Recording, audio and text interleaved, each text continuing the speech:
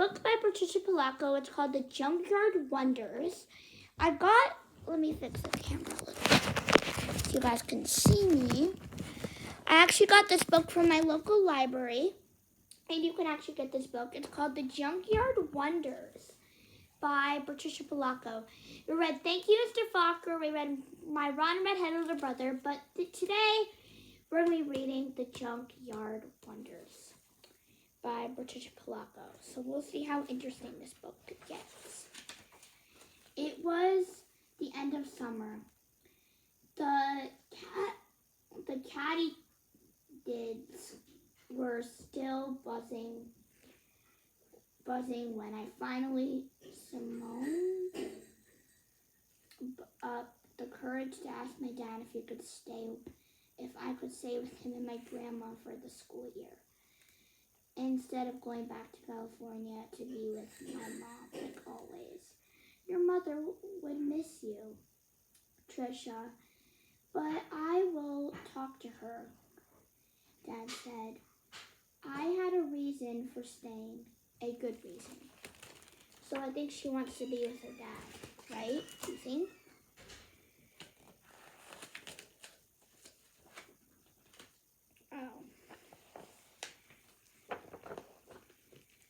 My heart sank as I walked to school with all of the kids on my grandma's block. On the first day of school, my mother and father had decided that I could stay just for 1 year. There, with my father and grandma in Michigan. In my old school in California, the kids all knew that I just learned to read. That I used to be dumb. Everyone knew that I was always in special classes. Here, no one would know, no one would tease me, and I already had a new friend, Kay. But when I got to the front steps of the school, all of the neighborhood kids ran off to their classes. Then, when I saw Kay, and waved to her, she didn't wave back. She just stood there, not knowing where to go.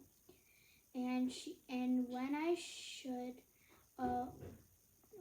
showed two strange girls my class card, they got funny looks and faces. You're in Mrs. Peterson's class, they said. Upstairs, room 206. So she's in Mrs. Peterson's class. In room 206, I found it. In the classroom, a gawky boy I'd never seen before yelled out, "Hey, my name is Tom," not spelled T-O-M, but T-H-O-M. Sit here next to me. He had huge, dark-rimmed glasses and that might find his eyes. I sat down and looked around. Everyone seemed really different in one way or another. I couldn't put my finger on it. Suddenly, everyone snapped to attention. Our teacher was standing in the doorway. Short and stout, she seemed a little scary. I don't know how to pronounce this word. It's B-R-U-S-Q-U-E. But her eyes were friendly. I was sure of that. She walked up to the, it's P-O-D-I-U-M, in front of the room and slammed the enormous dictionary on top of it. She had a adjusted her glasses, and without saying hello or how are you, she started reading on this no-nonsense voice. So she said, Mrs. Peterson's voice. The definition of genius, she began. Genius is neither learned or not or nor acquired. It is knowing without experience. It is risking without fear or failure. It is perception without touch. It is understanding without research. It is considerating without proof. It is ability without practice. It is invitation without limitations. It is imagination without boundaries. It is creativity without concertation. It is extraordinary intelligence. I tried best with pronunciation.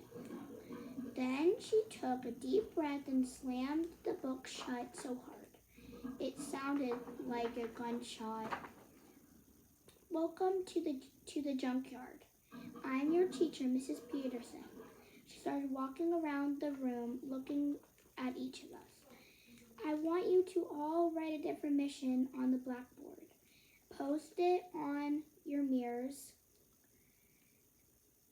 Look at it every day. Memorize it. The definition describes every one of you.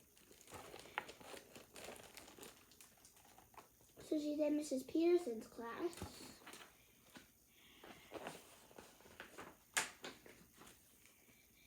At recess that day, I couldn't wait to ask Tom, why is our class called the junkyard? Because we are, didn't you notice, all of us different, odd, like stuff in a junkyard. He turned toward the playground. See that super tall kid over there? That's Jody Beach. He's got some disease that makes him grow too fast. He's my bodyguard. No one picks on me when he's around. He smiled. Over there, that kid, that's Gibby McDonald. He has Tourette's. There's Skirts. I think that's Bean. He has diabetes. Me, well, I have trouble seeing. They call me Sissy Boy because even so, I love ballet. It's my life. I take ballet too. At least I did in California. I knew there was something about you I liked, Tom said. I felt I had found a soulmate met with Tom, and since he thought Jody was 90 feet, so did I. But it only helped a little.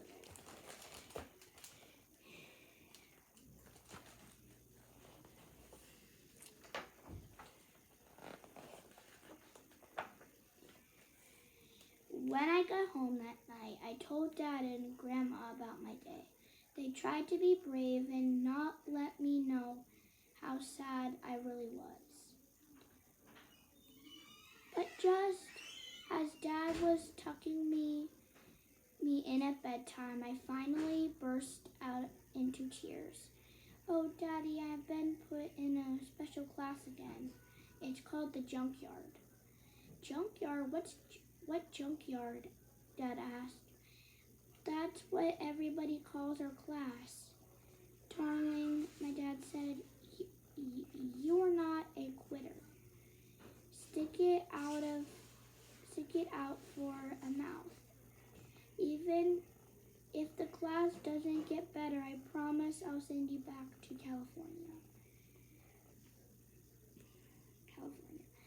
I didn't tell him that that when I tried to sit down with Kay and her friends at lunch, she said that junkyard kids don't sit at their table.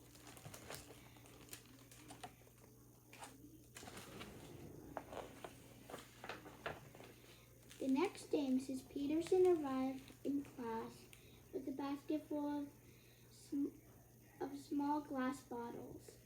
Today, she said, we're going to demine your tribes. She gave us each a vial. Tip some of the liquid on your wrist. Smell? Some of you smell like lemons. She commented, she commented some almonds. Now, can you smell someone who has the same scent as you? It will be a part of your tribe for the year. I sniffed my own wrist, Vanilla. When she strolled around the classroom sniffing each other's wrists, I smelled a boy's wrist who was wearing a homespun shirt and sniffed mine, Vanilla, we both said. My name's Gilbert McDonald. Call me Gibby. Then the two of us feigned out. I found a girl who smelled like vanilla. Looks like you are in my tribe, I chirped. He just smiled, but didn't answer me. Gibby, come over here with Tom. Vanilla, he announced. My bodyguard, Jody, is too. So Tom, Gibby, Jody, and I were a tribe. I asked the shy girl name. She wrote it down on a piece of paper. Rovany? I don't know.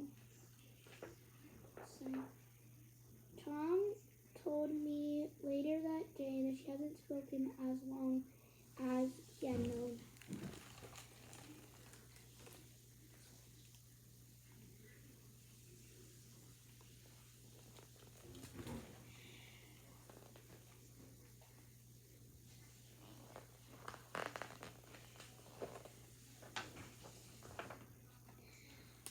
From then on, whoever there was a project to be done, Mrs. Peterson had the tribes work together. Revan, I don't know. Revan never talked, but she was a whiz at math.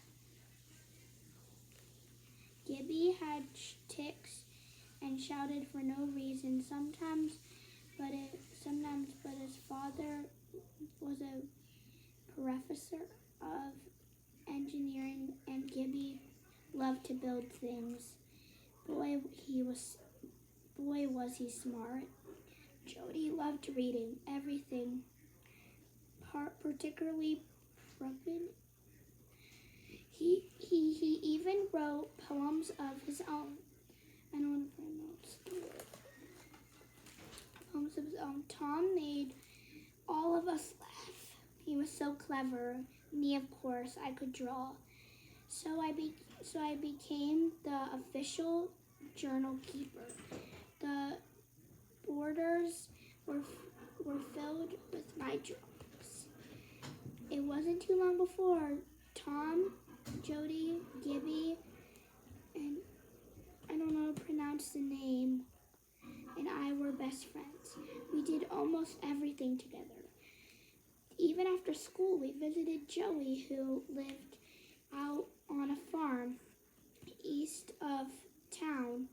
His mother decorated cakes, and she was working on the tallest wedding cake I had ever seen. We all helped her.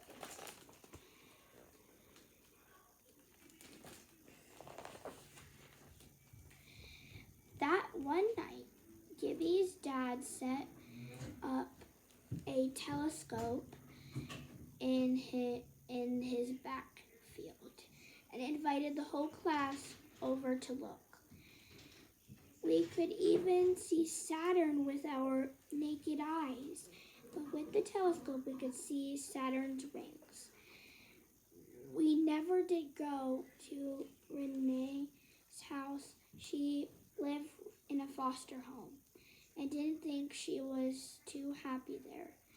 But her foster mother had let her paint beautiful designs on slick from an old world at Purdue. I don't know what she brought to school to show us.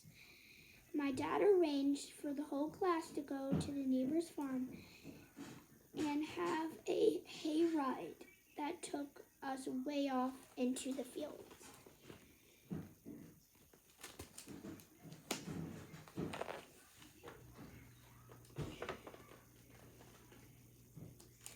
One day, our class was a special all right. The junkyard kids were pretty amazing to begin with. And Mrs. Peterson showed us how to shine. She even helped us make badges that said the Junkyard Wonders. So you can be proud of who you are, she said. That day we all got badges that this mean boy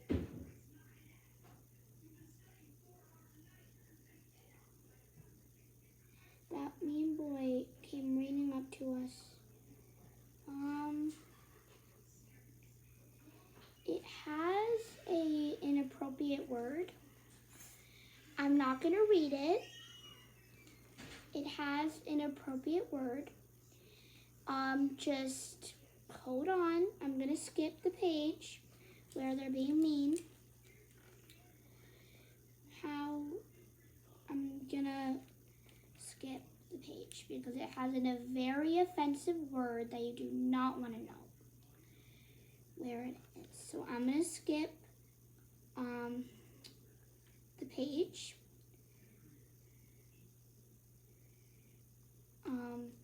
Because it has an inappropriate word. A boy named Rotten grabbed a pin off my shirt.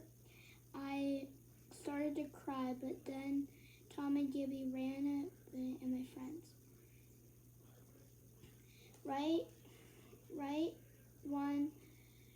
One of my friends said, "Now Twinkle Toes and the jerking food full are going to hurt us. We're so scared." Just about then, Jody, big wonderful Jody, appeared from nowhere. That the mean boys were blacked off. Someday you aren't gonna have this freak to guard you. Bunny smiled, snarled, and stalked away. I'm not telling you what the word is. It's very inappropriate, and I'm not gonna say it. The word that was on this page here. I was never, ever say that word. I'm not telling you what it is. You do not want to know. That day, Mrs. Peterson could see that we were badly shaken. Gibby finally spoke up. "Mrs. Peterson," he said, "we're all junkyard kids, even though you try to make us feel better about it.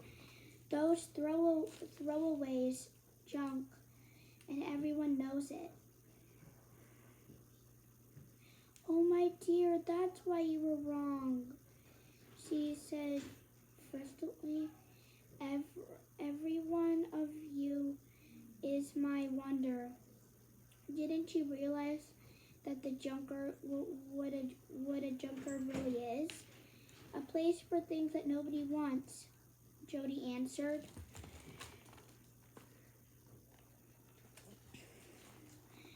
Oh, that's the place, full of wondrous possibilities.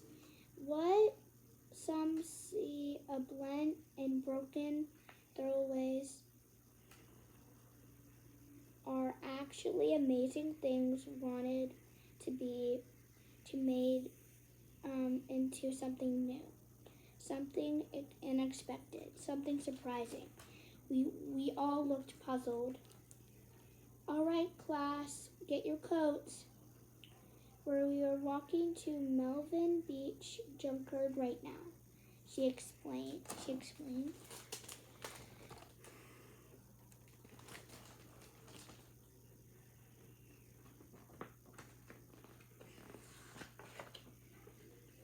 At the junkyard, Mrs. Peterson stopped us.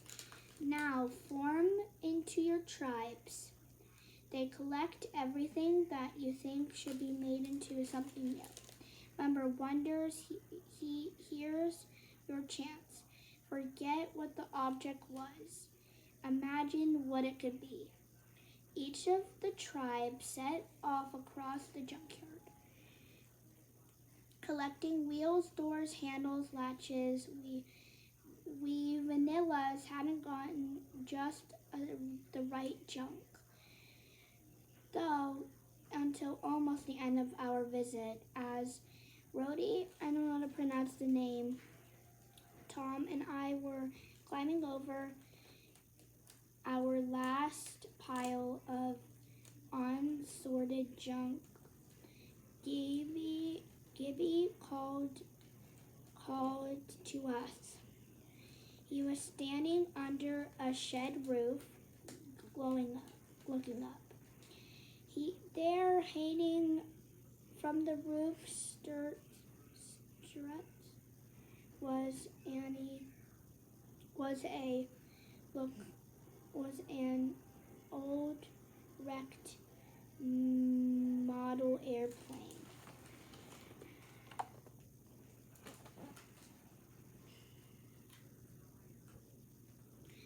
Gib, that's just an old torn plane, Tom said, turning to leave. No, Gibby said, it's a beauty. I see it. We are going to rebuild it into something bigger, better, something wonderful, something that will delight gravity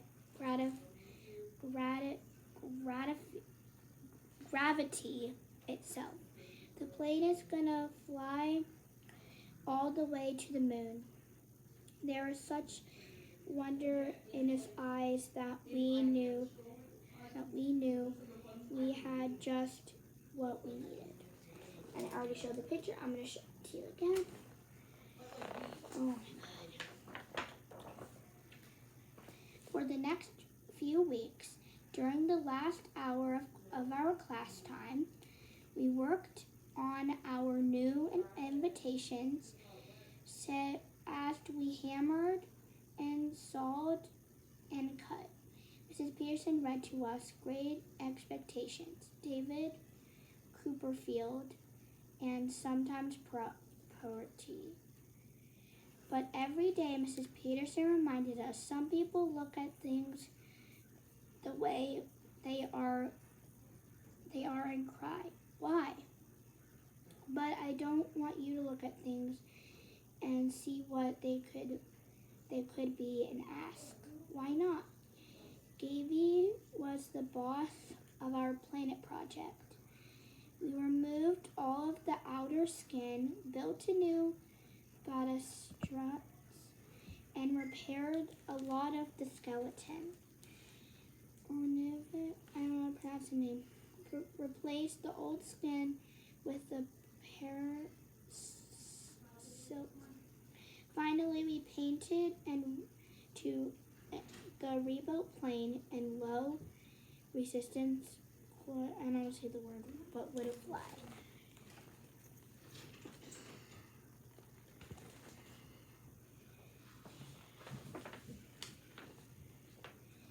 The day came when we were present our suspended projects. The climate tribe was first.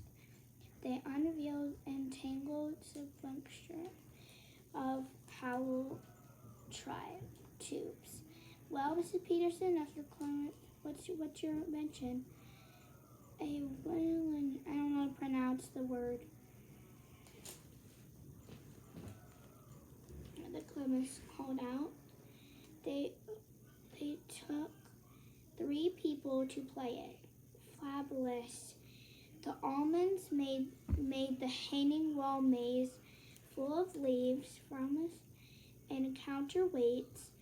When ball bearings were loaded into the top, they clattered down, bounced, shivered, and jumped, and they ran through the maze.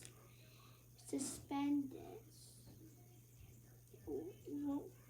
When the lemons uncovered their device, none of us could figure out what it was.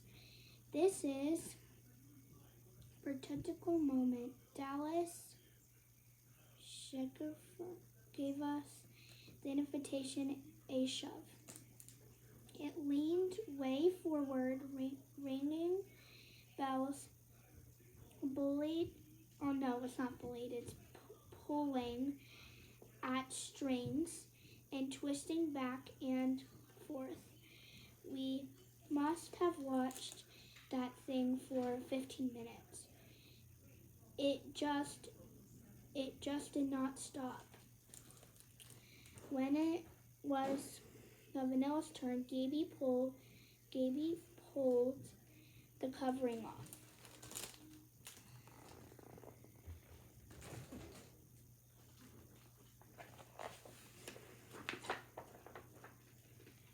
But it just an old model airplane, both Schiffer called out.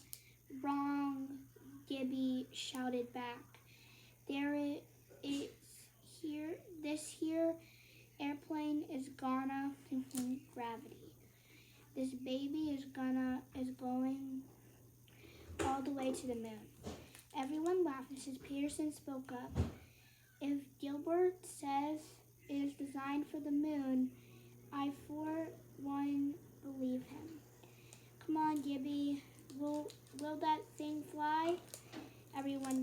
Someone shouted. Oh, it will fly, all right. We flew it like a kite. Off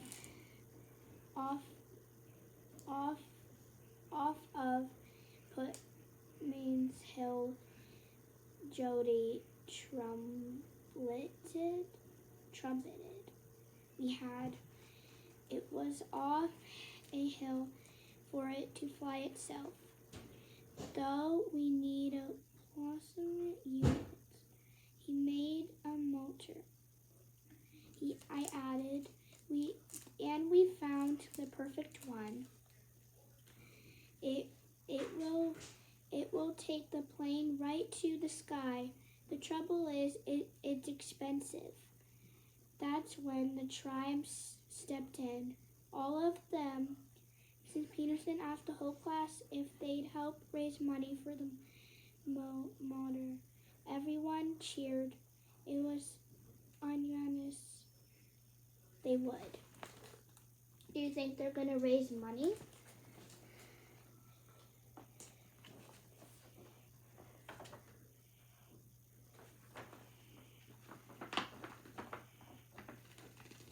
For the next few weeks, all of the moms made cakes and cookies and sold them at bake sales. Our dad supported car washes. All of us junkyard kids used things that we have gotten from Mrs. Beach's and made gargets to sell. But that spring we had made enough money to buy the perfect motor. The next thing to do was set a date for launch. We wanted everyone in school to see it. That's when Gibby thought of the school science fair. Perfect, Jody said. We had started missing a lot of school, not feeling well. And he was there when it was at his side. Sometimes She even helped him climb the stairs. We could launch it from the school roof, and it would fly right over the field where the fair is. The class cheered. Maybe, Mrs. Peterson said, but wait, this magnificent airship has to have a name. Everyone started calling out names like Fabulous Flyer, or maybe Windy Wings. Jody stood up. He sure looked pale. I think she needs to be called the junkyard wonder because we made it out of junk, and because we junkyard wonders made it. That plane is us.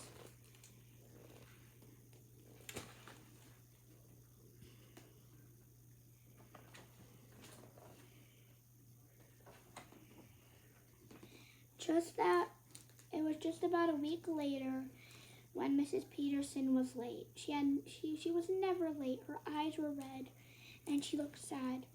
Please sit down. I have some very bad news. There was silence. We have lost Jody Beach. He passed away last night in his sleep. But she put her face in her hands and cried. How? I managed a spider and I hold hands. Jody had a disease that made his body grow faster than it should. It just kept growing and growing so fast that his dear heart couldn't keep up. And it just gave out, Mrs. Peterson answered. Later in the day, the whole class went to the woods behind the school to collect flowers and to remember Jody. Now I know what the plane has to be called, a voice called out. At first they couldn't figure out who was talking. But then, to our shock, we realized it was him. None of us knew she could talk. She wanted it to be called the junkyard wonder. That's what it has to be. Tears rolled down her cheeks. All of us agreed.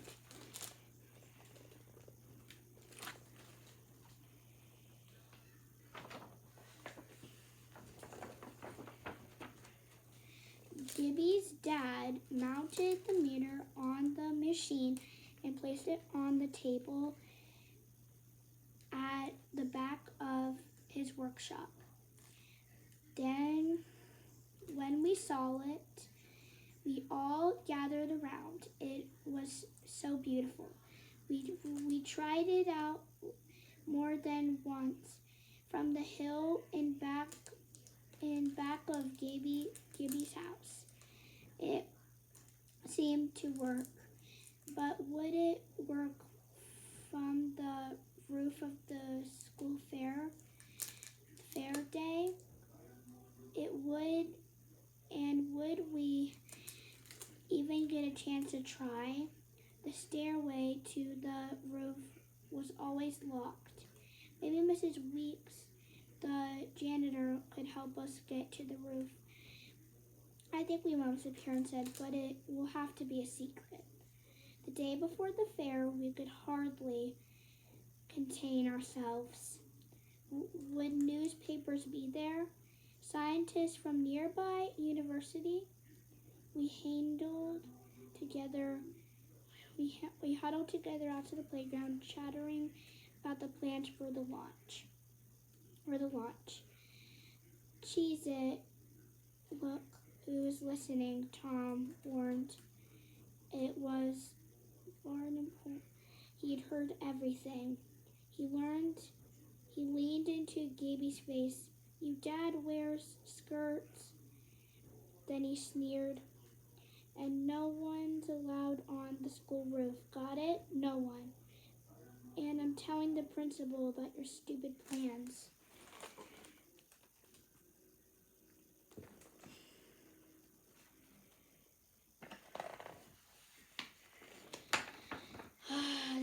such a long book. And sure enough, when we got back to our schoolroom, the principal was waiting for us, and Brooklyn was with him. He had been informed of all of I have been informed of all your plans for the science fair, Mrs. Peterson.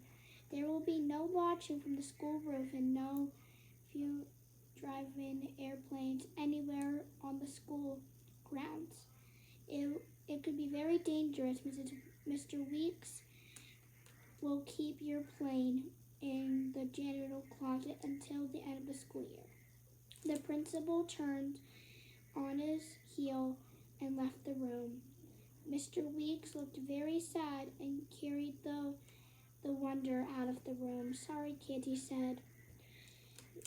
When we were stunned, we started crying. It was going to be for Jody, she whispered. Mrs. Peterson said nothing for a time. Then she began, we're going to launch the Wonder tomorrow, just like as we had planned. And from the roof, Miss Peterson told us to be at Mr. Weeks' closet tomorrow morning, the morning of the fair.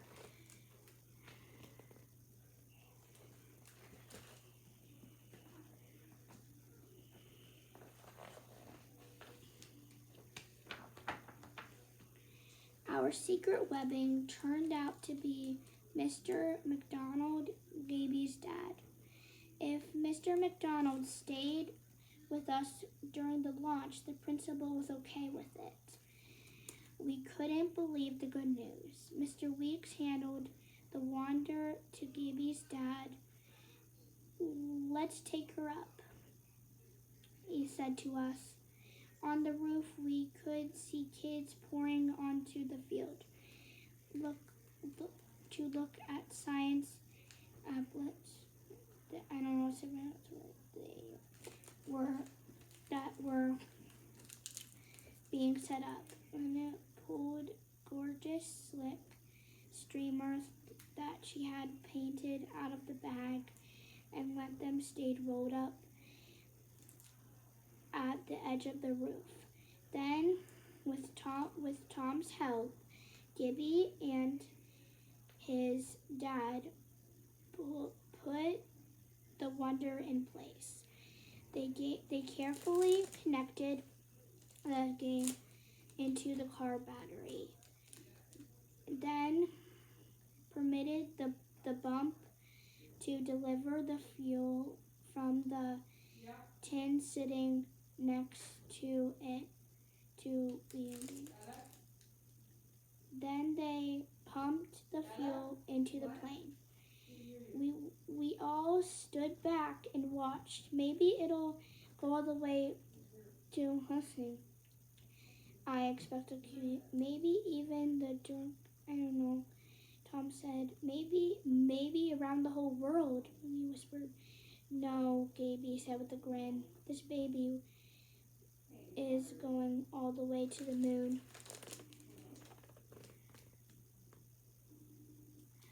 It's almost like 40 minutes. Sorry, this is like such a long book. No, another page. When the whole school, I don't know if I showed you this picture. Let me go to the next.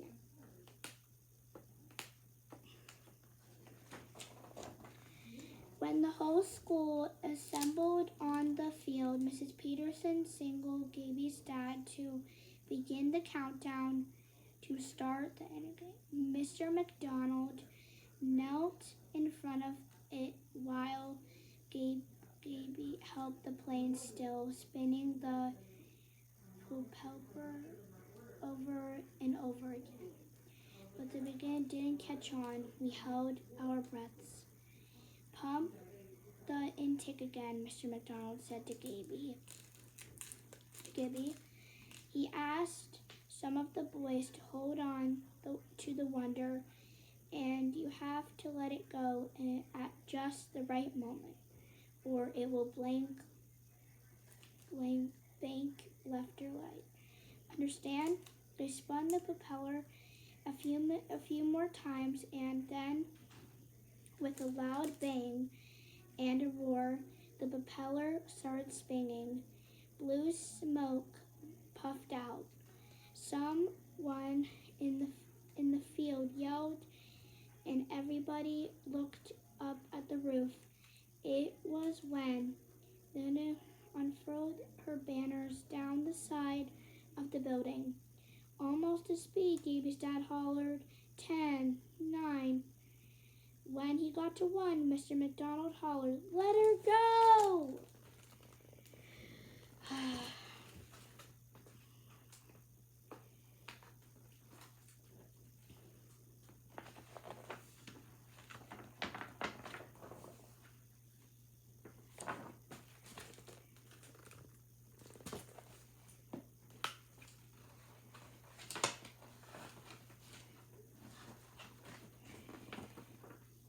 The junkyard wonder shot out of everybody's hands.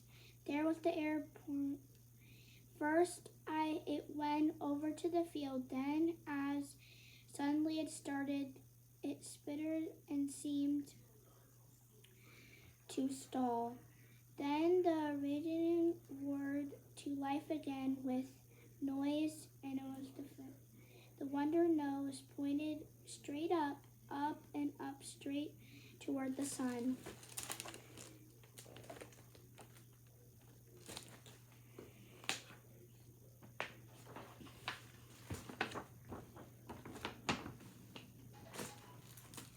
We all ran to the wall of the roof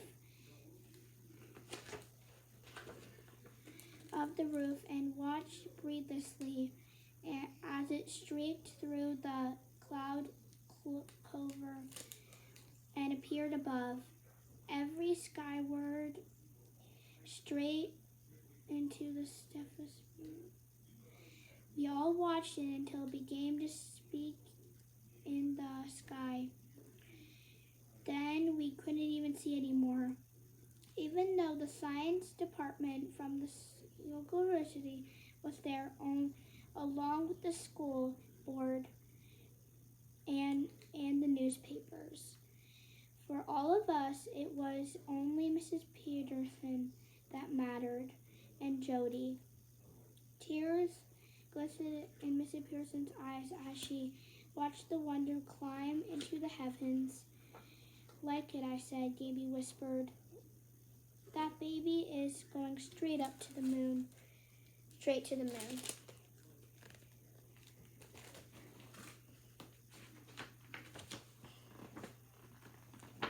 Alright, this is what the author wrote, but I'm not going to read it. That is the end of today's story, The Junkyard Wonders.